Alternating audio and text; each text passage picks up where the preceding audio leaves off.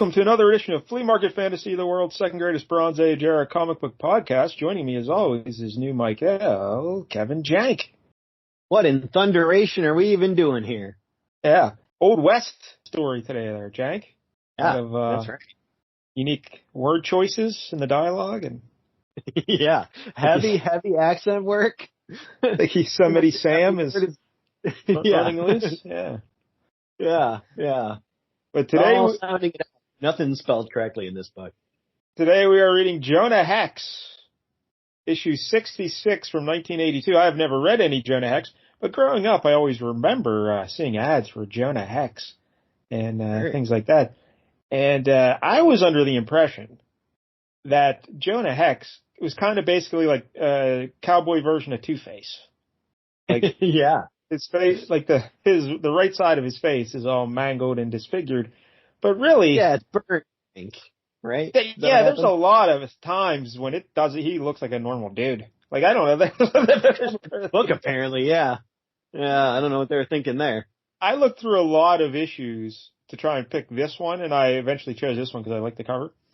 And there's a lot of times where he doesn't look bad at all. Like, they usually have, like, some skin hanging down on his mouth or something, like, connecting his... Mm-hmm. Well, we'll get into why he's disfigured. One eye is bigger than others. Yeah, like... Yeah.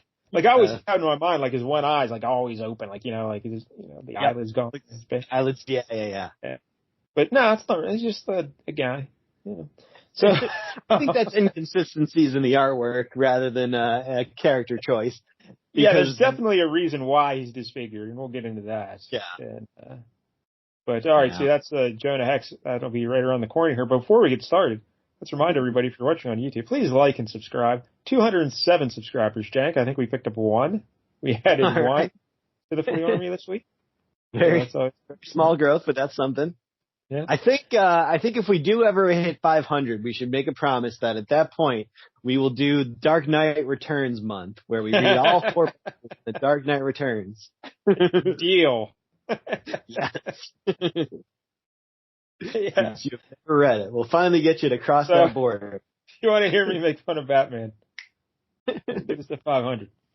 All right. So, Jonah Hex. Now, Jank, there was a movie about Jonah Hex. Yeah, there sure was. Did you ever see it? In the theaters, I think, actually. Wow. Yeah. You're the one. Yeah. This was before I was going to the movies like every week and stuff. Like, I don't know why I thought this would be a good choice. Came out in 2010. It starred Josh Brolin, old Thanos himself, was Jonah Hex. He's racking up these Thanos, he's Cable, he's Jonah Hex. Eagerly racking up quite the comic book resume. Also, Megan Fox was in there, and John Malkovich. That seems odd. John Malkovich was in Jonah Hex. I'm guessing he's the villain. I don't even remember at this point, but I'm sure he was the villain. The movie grossed $11 million against a $47 million budget. So, yikes. Yeah. And it gets a 12% approval on Rotten Tomatoes.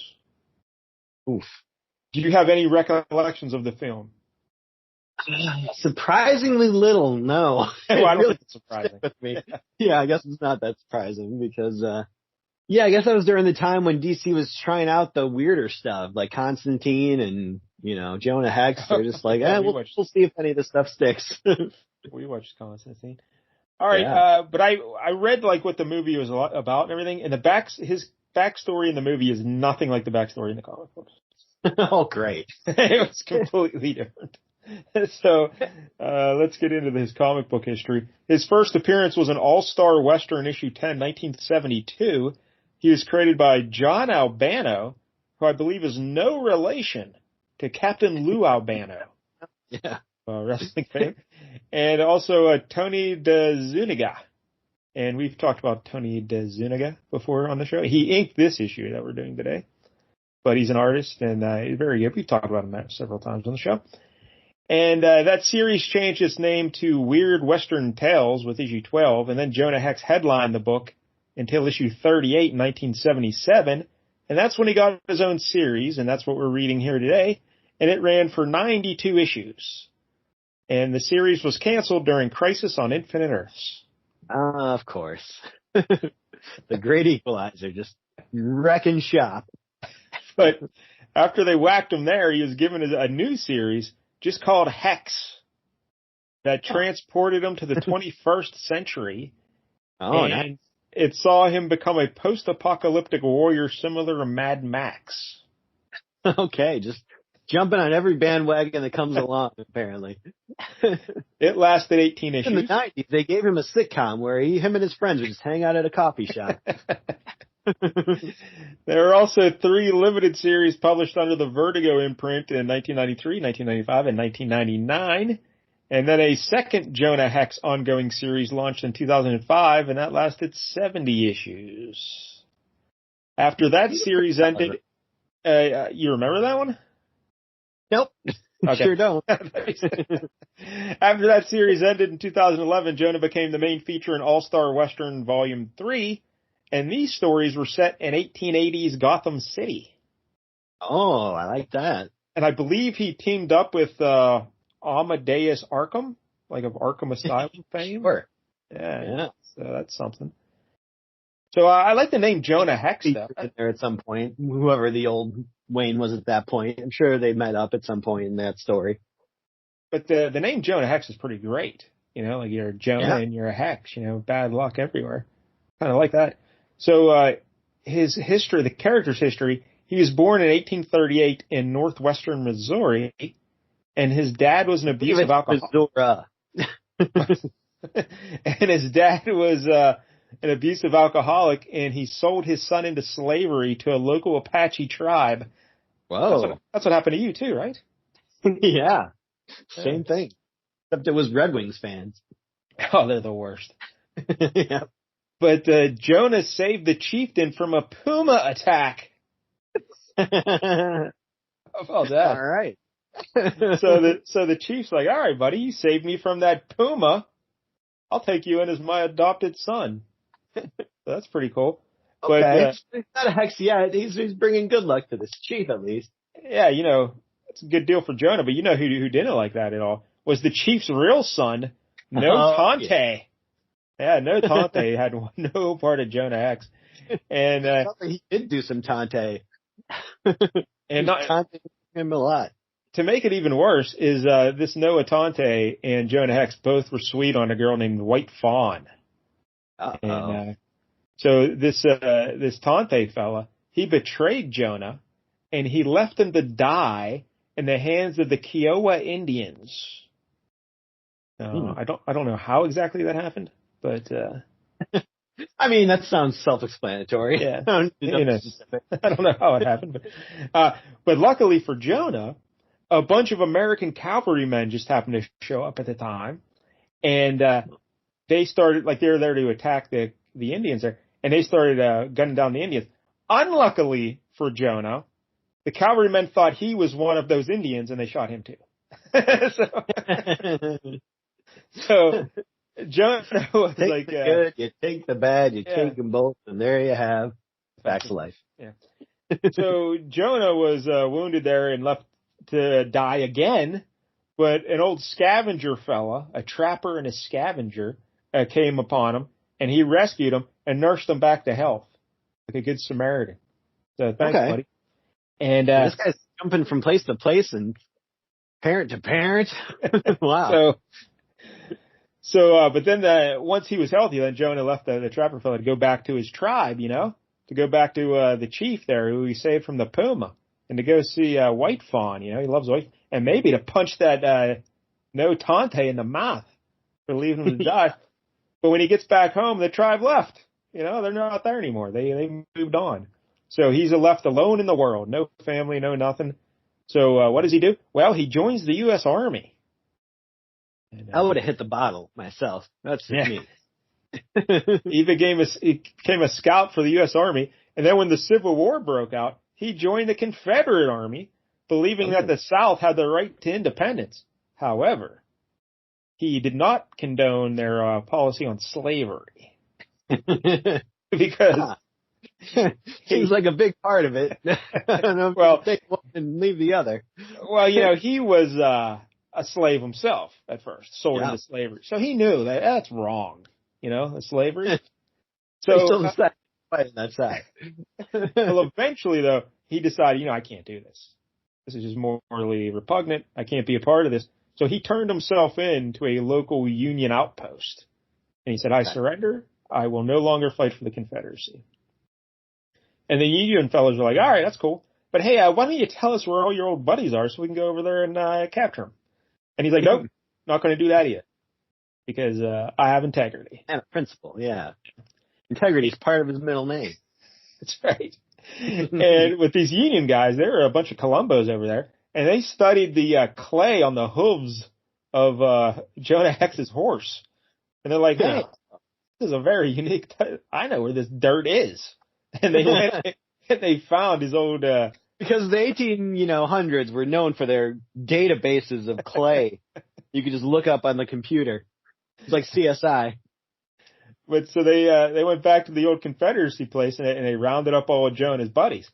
And the guy who is the general there at the post or whoever for the Union fellas, he didn't like this Jonah Hex. He had it off because I guess he didn't like the fact that he wanted rat on his friends or anything.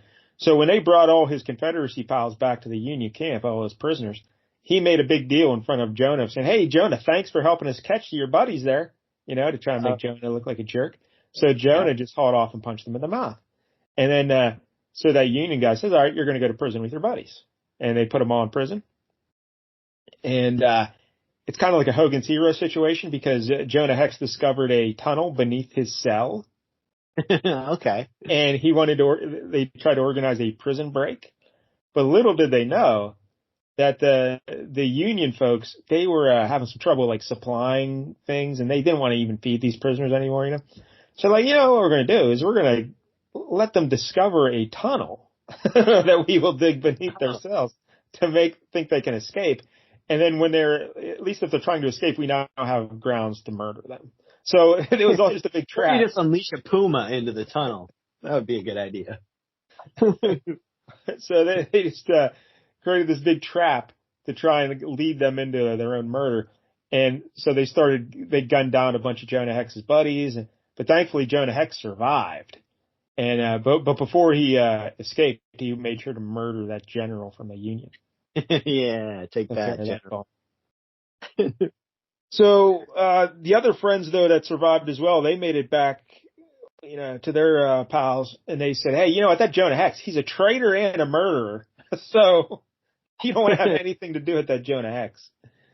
And, this guy can't catch a break. I know. His life is pretty rough. So anyway, Jonah managed to find his former tribe, with the chief he rescued from the puma. That's nice. And he says, hey, chief, your son, No Tante. By the way, he had married White Fawn at this point. Oh. Tante. He says, hey, your son there, he betrayed me and left me to die. And the chief's like, that doesn't sound like my son at all. I think you're lying. No. That's my son's an angel. He would never do such a thing. I mean, I know you saved me from the puma, so I'm very grateful. But still, I can't have you mean-mouthing my son like that. So he's like, there's only one way for you two to settle your differences, and that's in combat by tomahawk. By combat, yeah. And they got these tomahawks. So that's all right. Out here, Jonah, you get a tomahawk. No Tante, you get a tomahawk. Have at it. Whoever wins gets to lead the Morlocks. But old No Tante, he rigged Jonah's tomahawk. Mm-hmm. So he like weakened the handle, so he knew at some point in their fight it would break, and then he'd be able to kill the Jonah. So that's exactly what happened. They're fighting. Jonah swings it, and it hits like a tree trunk or something, and bang, it snaps. And he's like, you broke your tomahawk. And now he gets him down. He's about to kill him. But Jonah Hex, now they were only supposed to fight with tomahawks. All right? That's it. Okay. Just tomahawks. Yep. But Jonah Hex didn't have a tomahawk anymore, so he took out a Bowie knife and stabbed that guy in the belly. And he killed him. Okay. And so the chief is like, hey, wait a minute. That's against the rules. You should have just grabbed like the head of the tomahawk and stabbed him with that. Then at least you're still in the, you're still following the rules. But he had him on top of him, he had no choice. He had to do what he had to do. So, the chief's like, well, that's against the rules. You're a jerk. So what we're going to do is, hey, fellas, hold them there for me. And then he took a tomahawk, put it into some fire there, got it real nice and hot. And then he pressed it up against the cheek of Jonah Hex to scar his whole side of his face.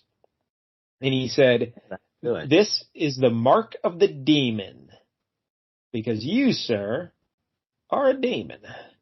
And now that your face is all messed up, you are now banished from the tribe. Hit the bricks. So yeah. So then Jonah didn't save that guy from the puma. Yeah, I know. So Jonah got kicked out of the tribe, and then he became a bounty hunter. That's how he made his living, just collecting bounties on criminals. And apparently even that was a mistake, because he was just boozing it up in a town somewhere or something, and he saw a guy, I think, beating up someone else in the street there, and he thought it was his old man, his old dad. Oh. So he killed him. But it turns out it wasn't his old man. It was some wanted criminal. Wanted criminal. Oh, yeah. That's good. At least it wasn't just some random citizen. Otherwise, this would have worked out very differently. And he had a bounty on his head, and they go, hey, look how you got that guy. So here you go. Here's your money. And he's like, oh, wait, I can make money doing this? And he's like, yeah. So he's like, all right, I'm a bounty hunter now. Now, years later, with tomahawks. Years later, he was hired because a white woman was kidnapped by his old tribe, that same chieftain with the puma and everything. So Jonah went back to the tribe there to rescue this white lady, and of course he got captured because I don't know, he doesn't seem that bright, it's Jonah Hex. But White Fawn, remember his beloved White Fawn, who is now widowed because he murdered her husband. White Fawn still loved Jonah. And even though he had all that, yeah, she's like, murdered my ex-husband. That's all right. She went to try and help. She freed Jonah Hex there to help him, and then the old chieftain shot and killed White Fawn. And so Jonah Hex says, "Hey, wait a minute, that's a bridge too far, buddy." So he murders the chief. He says, "I'm going to finish the job the puma should have done all those years ago." And he murdered. So. Hope he just did it with his fingernails, just clawed him to death like a puma. So there you go. That's the backstory of Jonah Hex. What a harrowing tale. Hey, yeah, that's quite the tale. And it sounds like it's not the only love of his life that's met a terrible end. So we've talked about this issue. Poor Jonah Hex. Yeah, this guy can't catch a break. So, all right, look of the Old West. The creators here for this story, Michael Fleisher is the writer, and I'm not sure if we've ever talked about him before, but he was born in 1942 and he died in 2018. 328 rating credits at DC. His first publication was Sinister House of Secret Love, issue 4, 1972. That book sounds awesome. I'm just going to say it. Sinister House of Secret Love. It does sound really good. It's got to be about a brothel, right? I mean, sounds like it. Yeah, sure does. Huh. He broke in as an assistant editor. Good news, though. 1972. Maybe we'll read it someday. It falls right in our window. He broke in as an assistant editor and associate editor under Joe Orlando on the humor series Plop and Adventure Comics. And his first regular writing gig was doing the Spectre features in Adventure Comics.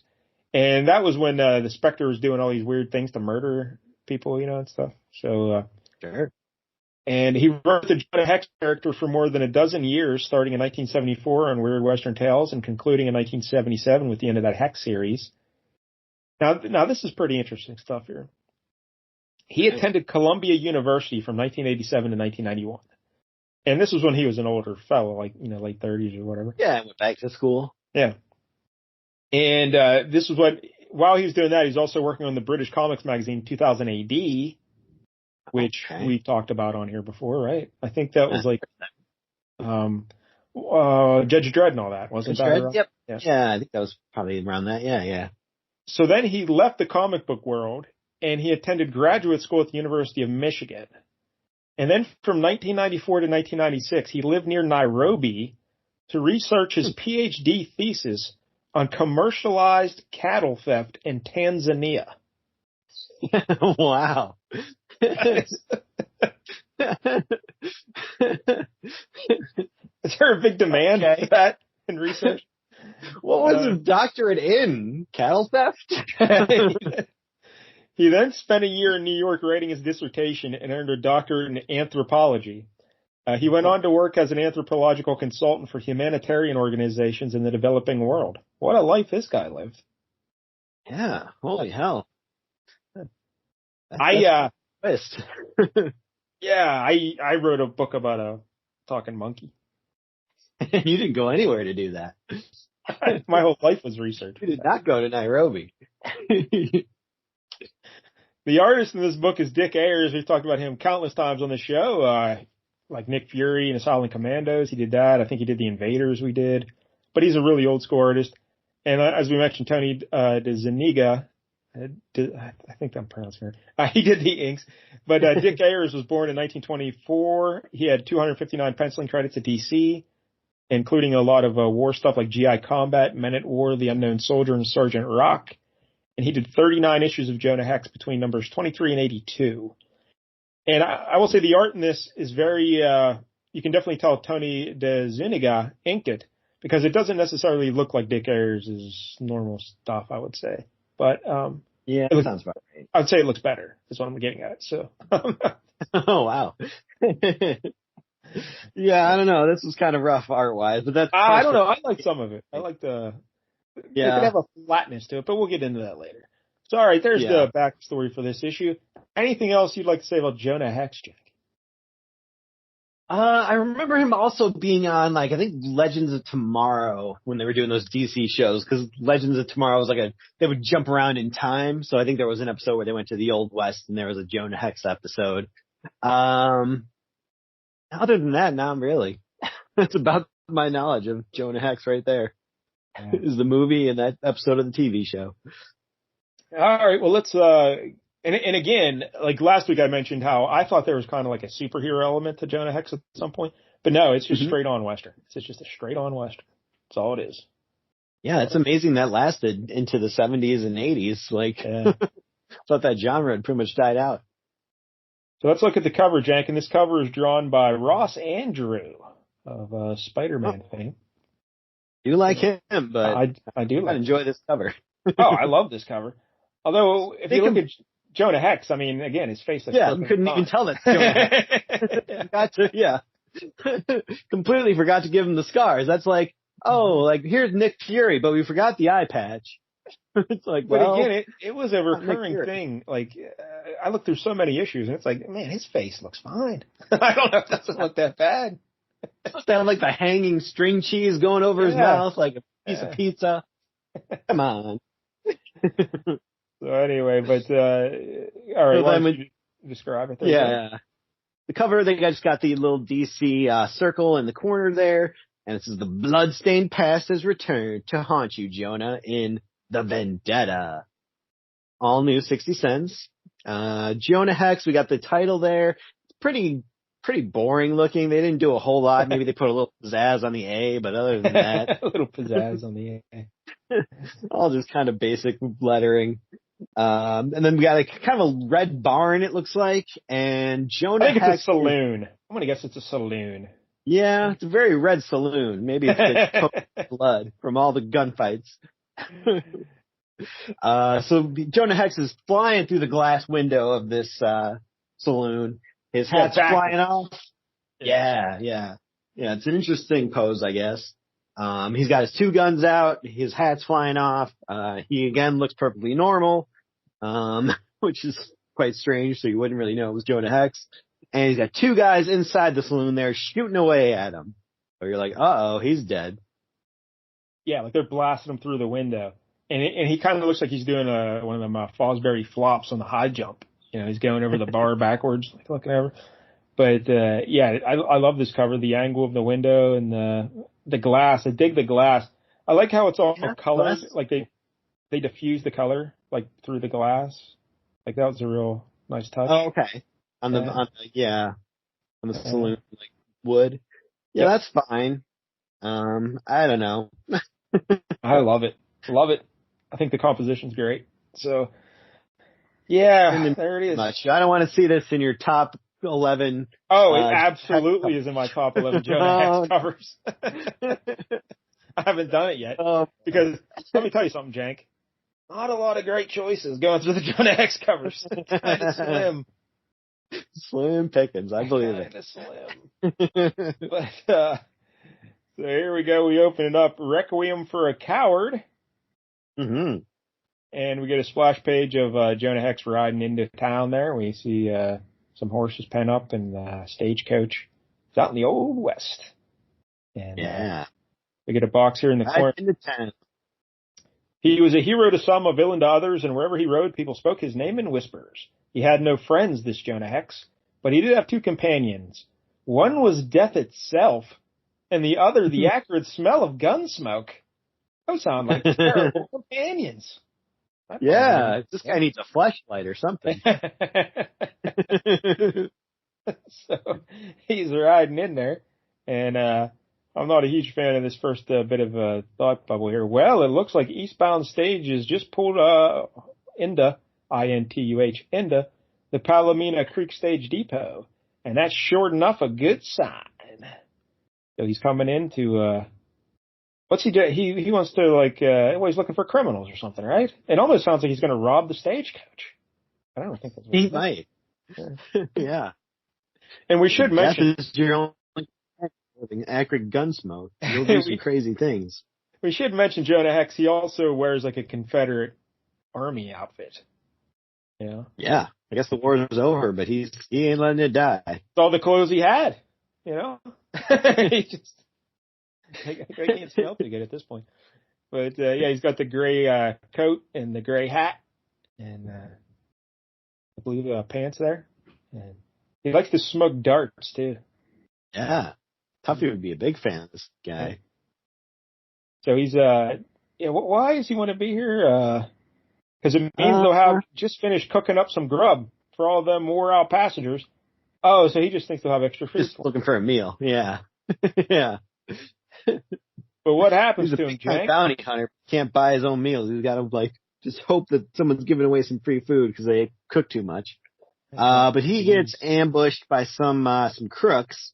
There's one guy with a shotgun. He's like, "Hey, climb down off of that, 'cause I said, and don't you even think about anything funny." Yeah, we should have you do all the voices in this issue because there's a lot. I think you would have a good turn on Jonah Hex. I think you could really bring him to life for everybody. Yeah. But, Jonah Hex ain't having it. He's like, "I'm gonna smoke another dart." And then some guy lassos him.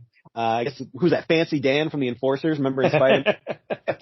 Always doing the rope tricks. Fancy Dan.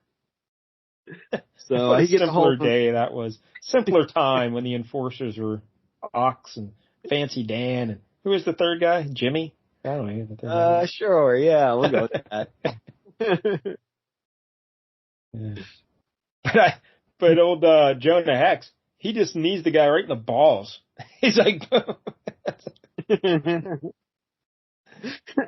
then throws the other guy over him. Yeah, the guy, just chucks him over. And then, but they eventually get him. And they just start wailing him into the body, into the face, just beating the shit out of Jonah Hex. Yeah, it's kind of like 4-on-1 at this point, so he doesn't have much of a chance here. And, some guy just wanders out of like a shop, and he's like, "Hey, what in tarnation's going on out here?" What in thunderation? Yeah. He used that a lot in this book.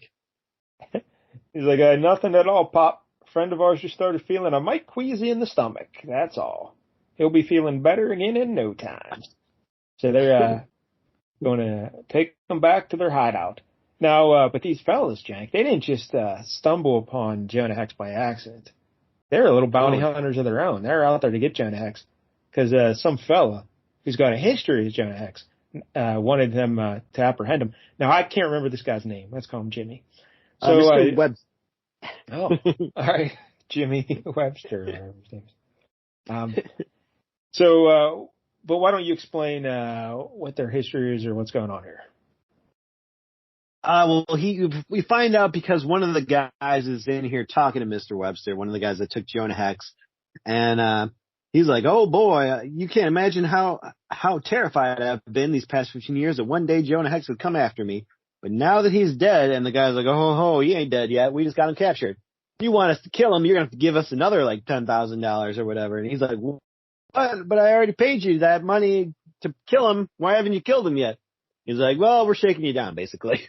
Yeah. So because we got the leverage, and if you don't pay us 10,000, we'll just let Jonah Hex go and tell him where you are. How about that?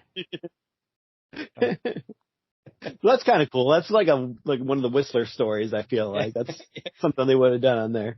Yeah, and the Whistler's an old radio show that Jank and I love from the 40s and 50s. It's great. So good times.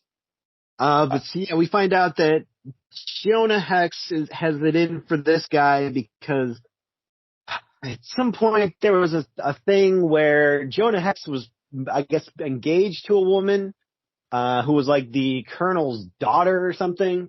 And this Mr. Webster guy was in the same army unit as Jonah Hex. And at some point everybody in the unit turned on Jonah Hex and this daughter and kind of left her to be killed by Indians. Yeah, I read this like last week, and I'm forgetting details. But again, this is before the Mark of the Demon and everything. This was back when he was in the army, so so he wasn't disfigured at this point yet. But that lady, she was going into town on a stagecoach to buy her wedding dress to get with old Jonah Hex. And I think they were doing something like they were setting up a robbery. It was some sort of a shenanigan they did. Because they wanted a bunch of money. There was like $100,000 of, I don't know, payroll or something they were trying to rip off. And yeah. I mean, I don't know. If I'm taking a stagecoach to go buy a wedding dress, I'm not taking the stagecoach that's also carrying hundreds of thousands of dollars. Because it's like, that seems like you're inviting trouble. Yeah. Everyone's packing guns. Yeah. So yeah, but they left her to die, and she did die. And so Jonah Hex has it out for this guy. And so this guy hired those other bounty hunters to get Jonah Hex, and so that's where we're at.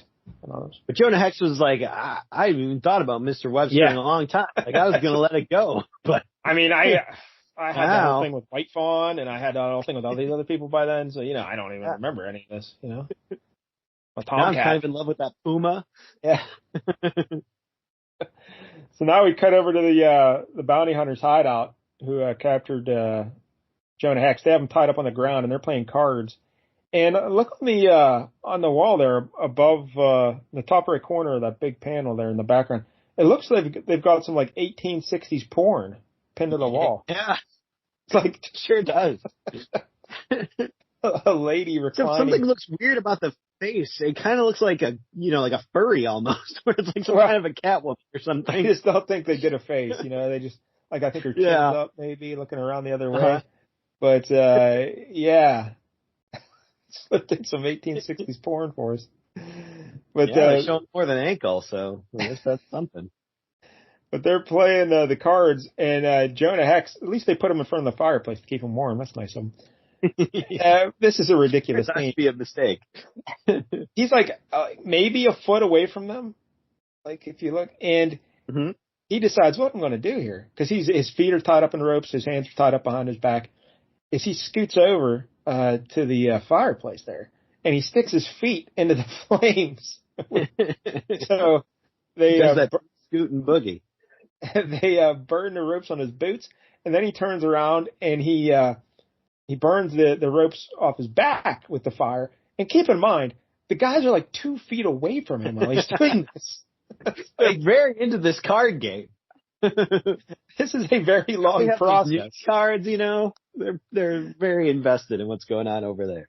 This isn't like he's sitting there quietly and just secretly like using a shard of glass to cut through the ropes or something. No, he's moving his body all around, putting his feet in the fire, turning around, putting his back in the fire, kind of complaining that it's burning his arms too at the time. But it's like the hair is never going to grow back on my wrist now. But these guys don't notice a goddamn thing. And So then he gets out of the ropes, and they let him have his trusty Bowie knife too.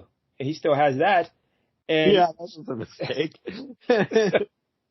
so they turn around, and the one guy is like, "Hey, look over there! The gunfighters are loose. He's got a knife." He's standing up now. What the hell? And why don't you read that Jonah Hex dialogue there? Because I think it'll be good. Oh, no, I ain't, skunk. Only knife thar is around here. You got every last bit of it. And he throws it right in his neck. So it kills that guy. And like and he then, got Jason. Yeah, Jason, a bounty hunter named Jason? That seems weird. Yeah. These are power. Something maybe like Clem or, something old Westy. Jason? All right. And so they're like, all right, let's get him. But then he swings from like the roof and kicks him, and he gets these guns. He's all three of them somehow. Wow, this guy's amazing. He's got these pearl-handled Colts, and they have them hanging on the hook over in the wall. And he calls them his little dragoons. Your pappy is glad dragoons to see you. Is your pappy glad to see you? Well, you're also making Jonah sound a little like Cletus the slack-jawed yokel from The Simpsons. Yes. Brandine, get out here. I don't know if we need that. But anyway, Jonah Hex, he pulls his guns out on the guys, but they took the ammo out of the guns, so there's nothing in the, can't shoot him. Something. They left him with a knife, but at least they took the ammo out of the guns. So now we sort of get the cover recreated here. And so, I guess it wasn't a saloon. I guess it is just their little hideout.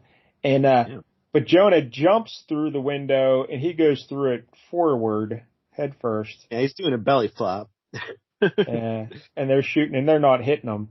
Although a couple of the bullets go dangerously close to the, Linus and Charlie Browns. Yeah. But he immediately gets through the window and then takes all their horses and leaves before they could get like a foot further to the window. That happens very quickly. But, he rides off on his horse. And then what happens, Jack? Well, we got back to Mr. Webster, who is locking up the bank for the day. He is apparently the town banker. And he is shocked to find that here's Jonah Hex standing right behind him. And he is not happy. Yeah, I think, did he hear them mention Webster, I guess, at some point? Because otherwise, how would I think they were probably talking about him. Right.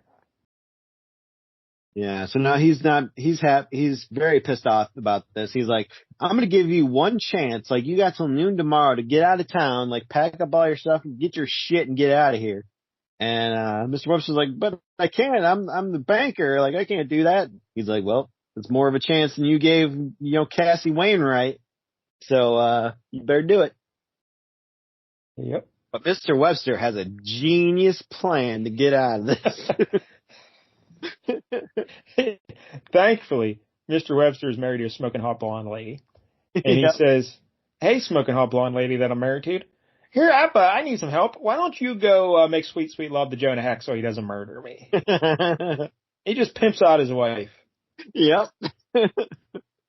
Just bribe him. A little bit of sex and you'll save my life. And when she is made this offer, she's like, okay, I guess. That's what I got to do.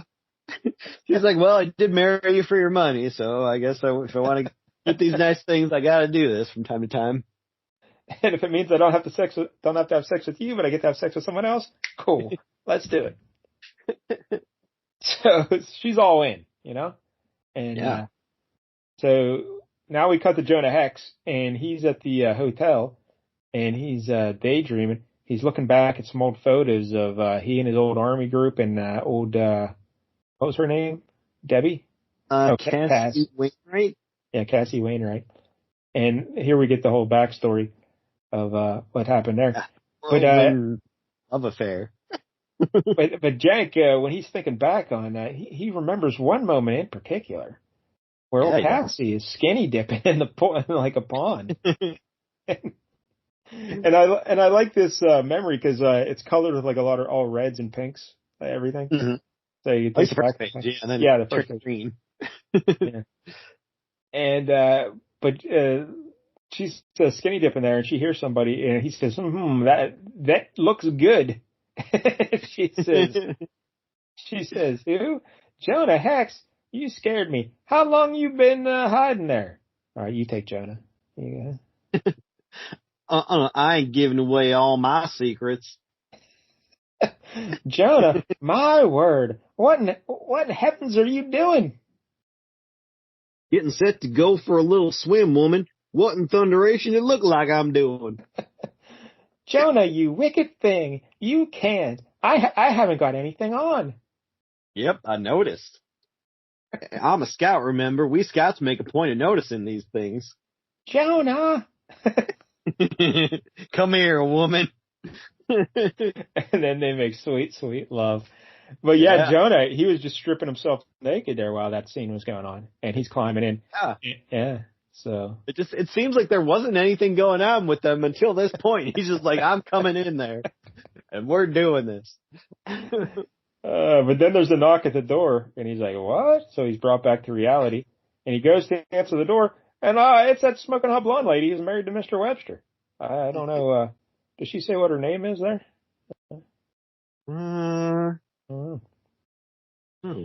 But she says, "What's the matter, Mr. Hex? Haven't you ever seen a full-grown woman before?" And she is fully grown, let me tell you. And he's like, "Yes, ma'am." Oh, yeah, wait, that's you. Yeah. You got to do that? Yes, ma'am, I have. Only usually they don't sashay right into my room like you just done. Mostly I find I have to go out and catch them. Catch them. And she says, "Well, you certainly won't have to go out and catch me, Mr. Hex. My name is Stella Webster. And frankly, I've come here in hopes of making a little trade. I would give you something nice that you want." And she's posing all seductively against the wall. And in return, I'd leave Willow Bluff and forget about how your worm of a husband let my fiance out on the plains to be tore to pieces by Comanches 15 years back. Not to mention how he tried to have me killed by a gang of I think that's owl hoots. Yeah, owl hoots earlier today. Forget it, Mrs. Webster. I ain't interested. Yeah, so she is shocked that he just turns her down cold. Yeah, like Jank is bringing these words to life, but it's not easy to read because, like the words are spelled. It's very strange. And the owl hoots thing was printed, like it didn't come across easily in the print, but also I've never heard anyone call someone an owl hoot. So I had to do a double take. Feels like something Norm Macdonald would say. The old owl hoots. So. And while you're at it, why don't you go tell Mr. Webster for me that they got words for men what uses good-looking women to transact their business for them, and town banker sure ain't one of them. Yeah, he's a pimp. Yeah. So she goes back to see her husband, and he's like, "Well, Stella, don't just stand there. Tell me what happened. Tell me in intricate detail of how he made love to you." And she's like, "Nope. What happened, Rodney, is that he turned me down cold." And he's like, "Holy hell." I wish he hadn't, because he's way more of a man than you are. Yeah, that's not Jack making a joke. That's exactly what she says. Yep. Because inch for inch and pound for pound, that so-called rabid mad dog killer of yours is a better man than you are. And so Rodney's going to leave, and "I'm going out, Stella. I'll be back later." So he goes over. How did he know Jonah Hex was staying at the hotel? I guess he just guessed, you know? Yeah, I guess. Yeah, there's only so many places. It's not like today where there's multiple hotels. You probably just got the one. But yeah, I mean, if you know where he's at the hotel, you know what I would have done instead of pimping out my wife. Hey, bounty hunters. He's at the hotel. You know? Yeah. You want that extra 10 grand. That's what he goes to do now, which is, I don't know why that was your second choice. That probably should have been the first. I think he's just into having other guys bang his wife. I think he's one of them guys. Yeah. He likes to get cuckolded, yeah. So he tells the bounty hunters, "Hey, go over to the hotel there and get." But then the banker or the bounty hunter guys, they come up with another very elaborate scheme that they say, "You know what? We'll do it, But we're going to rob your entire bank now. All right? Yeah. So, I can kind of see why he didn't go back to these bounty hunters. He already paid them $20,000 and they still didn't kill this guy, so. they're like, all right, we'll do it, but we want your entire bank. So, but I mean, we won't tell anyone you were in on it with us. You know, I'm sure you'll get it all back in like the FDIC or They got whatever. the FDIC, yeah. I'm sure. So, now we see old Jonah Hex. He's enjoying a meal at some little cantina there. Well, he's not enjoying a meal. It seems like he's not a fan of the meat that they're serving, and he's saying it's very terrible food. But then some fellas come in and say, hey, they're robbing a bank over there, you know, Jonah Hex, and you are a bounty hunter, and we will pay you $2,500 per person. Yeah, per body you bring us. So yeah, oh, he's like, there's 4 of them. Oh my God, I can make $10,000 right here. So now we come inside the bank, and the bounty hunters are waiting for Jonah Hex to show up, and they just knock out that Webster guy. They conk him in the back of the head, and they say, hey, we're just going to take your money, and we're not going to worry about Jonah Hex.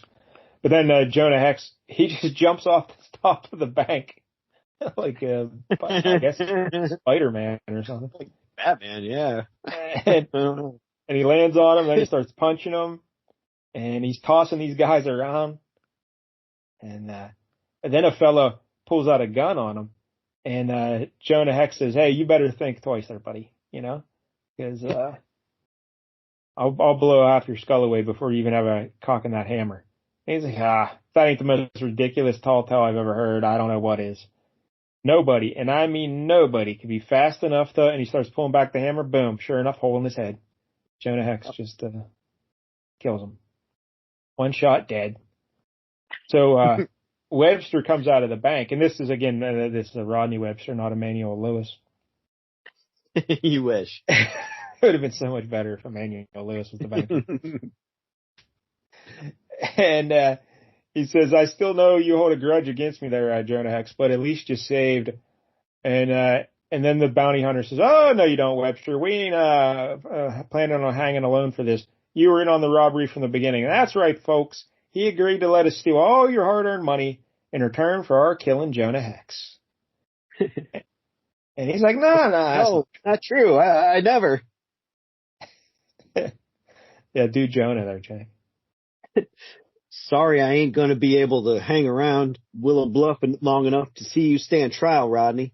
But I got places to go, and this is where Webster's like, I'm gonna finally take a shot at it. Jonah Hex here, and actually grabs a shotgun and decides to try to shoot at him. And it looks like he shoots him right in the elbow. Yeah, I guess he doesn't wing them. Because the way it looks there, it looks like he shatters his elbow. Yeah. He's never using that arm again, it looks like. Just clipped them, I guess. And but then Jonah Hex spins around, and he pulls out his gun, and old Webster says, no, please, I didn't mean it. Don't kill me, please. It was a warning shot. I'm just really bad at them. And he collapses and he starts crying, begging for his life. Now, this is a guy who basically murdered his love, then sent all these bounty hunters after them, and then took a shot at him while his back was turned. I mean, Jonah, you got to do what you got to do, buddy. You know, like let's go. But nope. Yeah, especially, I mean, this guy tried to have the bank, get the whole bank robbed. So I'm sure they wouldn't mind if they probably get a bounty for killing this guy. They're just going to hang him anyway as soon as you leave. But Jonah Hex just turns around. He starts walking to his horse, and then old Stella Webster, she comes over and says, "Oh, his bullet hit your arm. I saw it. At least let me tie a kerchief, so until you have a chance to see a doctor." So she's tying up his arm there, and let's do some more acting, Jake. This is a great scene. You ain't really just giving me this expensive kerchief, are you, ma'am? No, Mr. Hex, you're quite right. I definitely want something from you in return. What's that, ma'am? For once in my life, I want to know what it feels like to kiss a real man. A man with skin flaps over his face. Right in front of her husband. He's still sobbing on the ground. And then we get a shot of Jonah on his horse riding off into the sunset. And that's the end of Jonah Hex. Wow, what an pin-up page. Jonah and his 2 dragoons just firing away. Yep. Wow. I gotta tell you, I kind of enjoyed that. I don't know. I just... You know what? It would have just been a dumb Western story if it wasn't for the wife. Like, the wife really made this pop. Just how much she wanted to bang Jonah Hex. And how much she despised her husband. Yeah. Right in front of us, oh, he's weeping on the ground. I wanted to kiss her real bad. That really did sell this issue for me. That knocked it up a whole couple numbers right there. I enjoyed it. I like a good Western yarn, you know? Yeah. Like I said, I looked through a bunch of Jonah Hexes, and it seems like all of them, at the end, it's him shooting a bunch of people and then riding off in the sunset. That seems to be how a lot of them end. Common ending. Yeah, if you're going to do that kind of story, at least this had the twist of, okay, they're shaking this guy down because he wants them to kill him, but they just keep upping the price. So then at least they had some little twists in there that made it fun. Yeah, I like that. And and I like the art more than you. Dick Ayers has a very old school style, because he's born in the 20s. But his stuff doesn't usually, like DeZuniga really inked it heavier than Ayers usually gets inked. And he tried to give it like a weird feel. So yeah, some of the panels look weird and like even flat. But overall, I thought it had a nice feel to it. I thought Stella Webster looked great, Sure. And so we got to see some 1860s porn.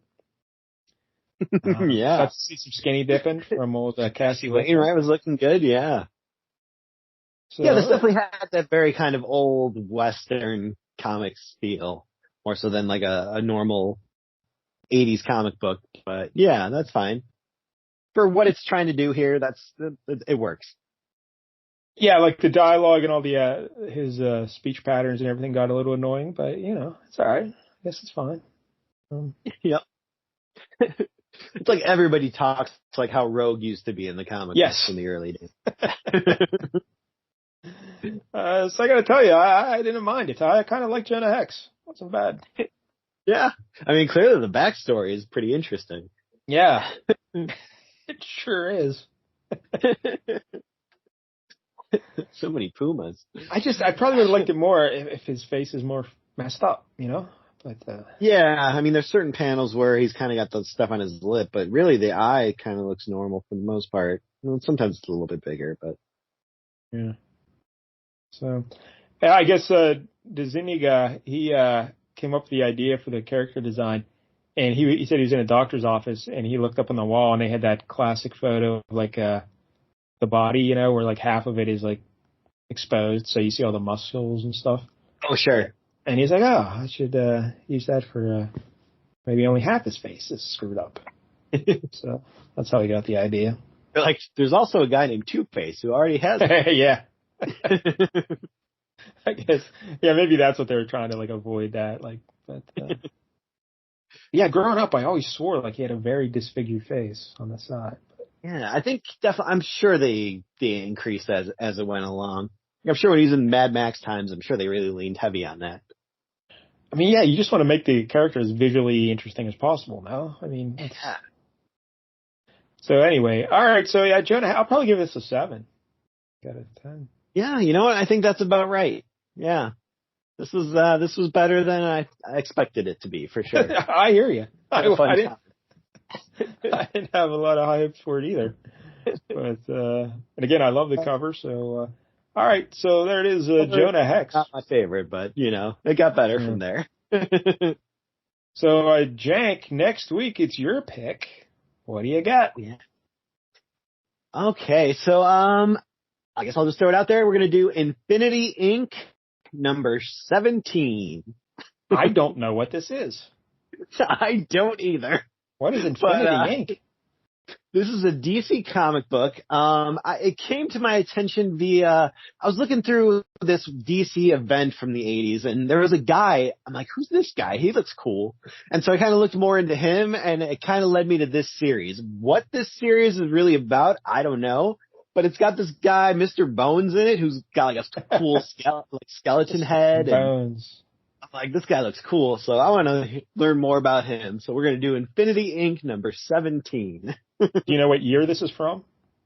This was 85, featuring some early Todd McFarlane art. Oh, wow. Yeah. Okay. That's interesting. And the boy Thomas doing the writing here. Oh, nice. But Infinity Inc., of course, I guess ink is incorporated, not like ink and a pen. Right? Not doing tattoos. There's not going to be any Dave Navarro in this. Oh, man. I love Ink Masters. All right.